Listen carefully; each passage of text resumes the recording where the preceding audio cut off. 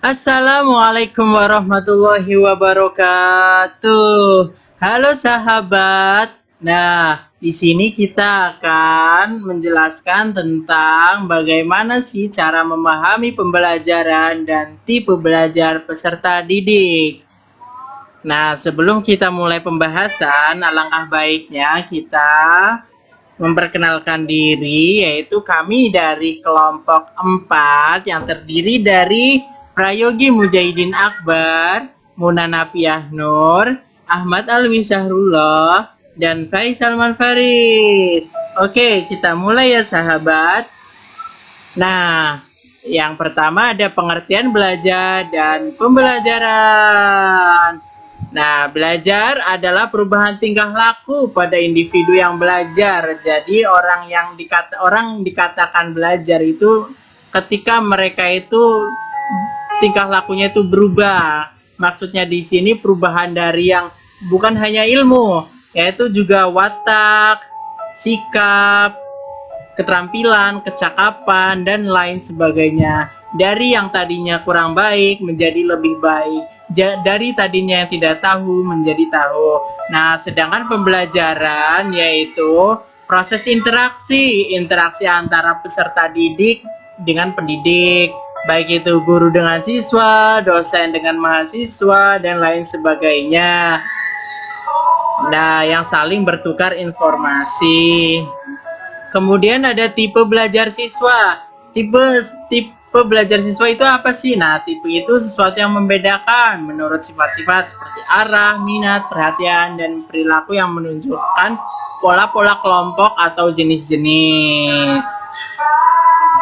Selain itu, tipe juga merupakan suatu khas individu yang dikelompokkan menjadi suatu disebabkan mereka memiliki beberapa sifat-sifat kepribadian. Nah, jadi masing-masing peserta didik itu, masing-masing siswa itu pasti memiliki karakter dan kepribadian sendiri-sendiri. Nah, makanya tipe belajar pun berbeda-beda tergantung karakter dan kepribadian si peserta didik tersebut.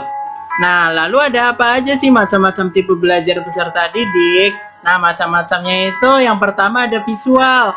Nah, tipe visual ini bisa menyerap pembelajaran lebih baik dengan melihat.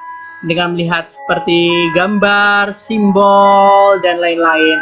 Mereka lebih suka melihat atau membaca terlebih dahulu sebelum belajar hal-hal baru. Nah, biasanya yang tipe visual ini kalau sedang belajar, kalau membaca, misalkan ada poin-poin yang penting, lalu mereka akan menandai misalkan dengan spidol kah, dengan sesuatu kah yang bisa mengingat mereka. Nah, jadi tipe visual ini biasanya juga memilih duduk di kursi terdepan di sekolahnya agar dia bisa melihat dengan jelas guru dan papan tulis. Mereka sangat bagus menuliskan ulang apa yang ada di papan tulis. Maksudnya mereka terkadang mempunyai catatan sendiri, catatan untuk membantu mereka dalam belajar.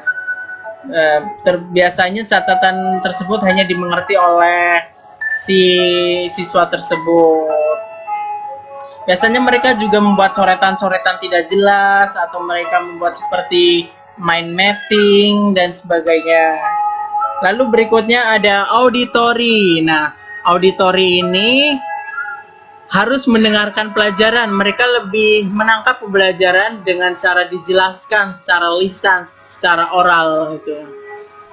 Nah, mereka itu biasanya mengingat pelajaran dalam bentuk lagu favorit atau puisi. Terkadang mereka kalau untuk menghafal, kadang untuk menghafal kata-kata sulit mereka lebih dijadikan seperti puisi atau seperti lagu. Dan biasanya tipe auditori ini juga kalau mereka sedang belajar, mereka lebih cepat menangkap kalau diiringi dengan musik seperti lagu-lagu klasik misalnya. Terus yang ketiga ada kinestik. Kinestik ini anak yang tidak bisa diam. Nah, maksudnya di sini yaitu kemampuan belajar yang tidak hanya duduk dengan tenang menunggu informasi disampaikan, mereka tertarik mencari hal-hal sendiri. Jadi anak kinestik ini lebih ke praktis. Nah, jadi pembelajaran yang mereka tangkap itu lebih mereka pahami kalau dengan praktek secara langsung. terjun langsung ke lapangan. Oleh karena itu, tim ini cenderung tidak bisa diam dan kerap dianggap anak nakal, ya anak nakal. Nah, lingkungan sekitar dengan cara mereka sangat suka berjalan-jalan untuk melihat lingkungan-lingkungan sekitar mereka dengan cara yang berbeda. Lalu yang terakhir ada kombinatif. Kombinatif di sini adalah kombinasi. Jadi ada juga peserta didik yang tidak hanya dengan satu tipe belajar, tapi mereka juga bisa mengkombinasikan semua tipe belajar. Contohnya visual dan auditori, atau visual dan kinestik, atau ketiga-tiganya.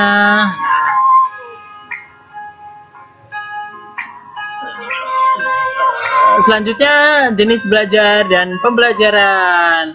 Jenis belajar menurut Bloom. Nah, Bloom dikenal sebagai pencetus konsep taksonomi belajar atau taksonomi Bloom. Taksonomi belajar adalah pengelompokan tujuan belajar berdasarkan domain atau kawasan belajar. Ada 3. Yang pertama ada kawasan kognitif. Yang kedua ada kawasan afektif. Dan ketiga ada kawasan psikomotor. Nah, kawasan kognitif ini lebih ke kognitif dari si anak sendiri.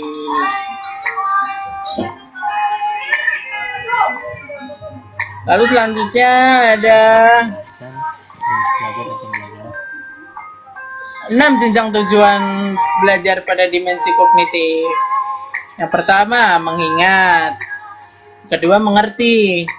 3, memakai atau penerapan. Yang keempat, menganalisis. Yang kelima, menilai. Dan yang keenam, mencipta. Tujuan belajar pada dimensi kognitif. Lalu ini kawasan afektif. Kawasan afektif ini dibagi menjadi 5.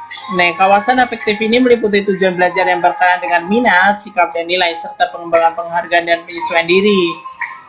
Kawasan ini dibagi 5 jenjang, yaitu penerimaan,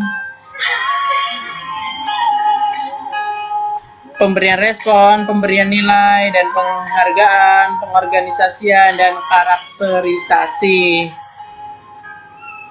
Kawasan afektif meliputi Lalu domain psikomotorik, ada 5 tujuan belajar psikomotorik.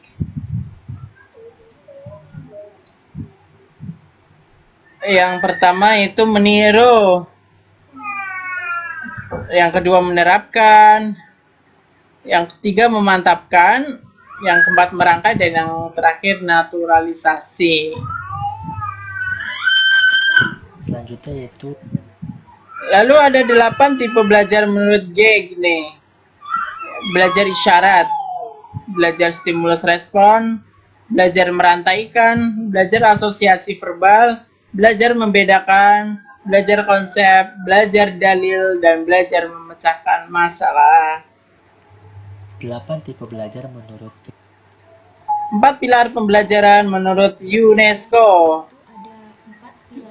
Yang pertama ada learning to know, adalah pembelajaran yang memberikan pelajar atau mahasiswanya untuk tidak sekedar memperoleh pengetahuan tapi juga menguasai teknik memperoleh pengetahuan tersebut.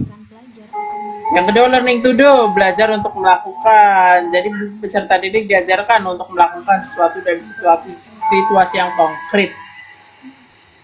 Yang ketiga ada learning to live together, belajar hidup berdampingan dengan orang lain. Itu pentingnya untuk menanamkan jiwa perdamaian serta toleransi.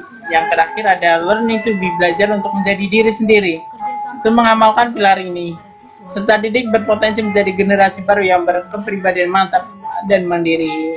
Sekian dan terima kasih penjelasan dari kelompok 4. Wassalamualaikum warahmatullahi wabarakatuh.